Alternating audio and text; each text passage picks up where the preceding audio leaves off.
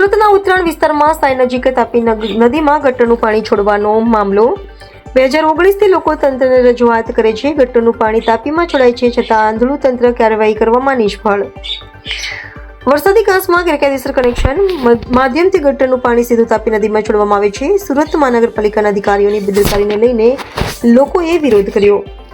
મોટી સંખ્યામાં સાઈના લોકોએ રસ્તા પર ઉતરી સૂત્રોચ્ચાર કરી વિરોધ નોંધાવ્યો. લોકોએ કહ્યું, અહીંયા રહેવું પણ મુશ્કેલ થયું છે.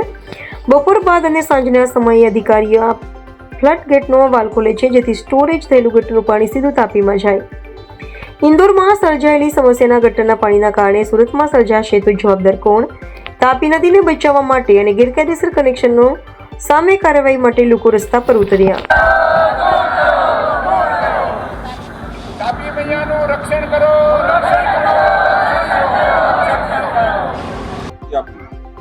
મારું નામ રમેશભાઈ ઠુમર છે. Surat Uttarayan TP scheme number 73 ની અંદર વરસાદી પાણી માટેની જે ગટર બનાવવામાં આવેલી છે તેની અંદર ગેરકાયદેસર રીતે શોપિંગ દુકાનો તેમજ જાહેરાત બિલ્ડિંગો તેમજ રહેવાસીઓએ ગેરકાયદેસર ગટર જોડાણ કરેલ હોવાથી તે પાણી વરસાદી પાણીની જે પાઇપલાઇન છે એની અંદર તે જોઈન્ટ કરવામાં આવેલ છે ગેરકાયદેસર રીતે, અને તે પાણી તાપી નદીની અંદર વહે છે અને લાખો લીટર પાણી દરરોજનું વહે છે અને તાપીને દૂષિત કરે છે. અને તે પાઇપલાઇનની અંદર ફ્લડ ગેટ બનાવવામાં આવેલ છે વરસાદ પાણીના, એની અંદરથી તીવ્ર દુર્ગંધ આવે છે અને આસપાસના વિસ્તારોને બહુ તકલીફ પડે છે.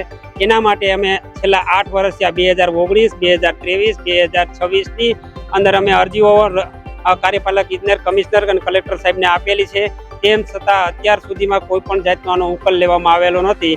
તો આ દૂષિત થતી તાપી નદીનો જે ઇન્દોર જેવી ઘટના ન બને તે માટે અમે વિનંતી કરીએ છીએ, અને તીવ્ર દુર્ગંધ અને જે દૂષિત તાપી થાય છે તેને તાત્કાલિક ધોરણે દૂર કરવું જોઈએ એવી અમારી વિનંતી છે. મારું નામ શાંતાબેન રવિભાઈ રાબડિયા. શું તકલીફ છે? સાઈ હાઈટમાં રહીએ છીએ. અહીંયા જે ગટર તમે 5-6 વર્ષ પહેલાં બનાવી છે એને પાણી નિકાલ માટે બનાવી હતી. અત્યારે બધી રેસિડેન્ટ ગટર અંદર ભેળવી દીધી છે અને એની તીવ્ર દુર્ગંધ આવે છે. તો એનો કંઈક સોલ્યુશન લાવો. તમારે એટલું નથી નવરાઈ મળતી, અમારે ક્યાં સુધી આ બધું સહન કરવાનું રહે? એટલે એ વહેલી તકે આનું નિકાલ લાવી દો. કેવી તકલીફો પડે અહીંયા? કેટલી તકલીફો પડે છે? તકલીફ એટલી દુર્ગંધ આવે છે કે આમાં આ બાજુ હલાતું નથી, એટલી દુર્ગંધ આવે છે. એમાંય તે બપોર પછીની દુર્ગંધ તો બહુ સખત આવે છે. અધિકારીને શું કહેશો? અધિકારીને શું કહેશો? હા, એને જગાડવાના છે. જો ઊંઘી ગયા હોય તો વહેલી તકે જાગો, નકર વોટ ઉઘરાવા આવશો ને તઈ તમને જગાડશું.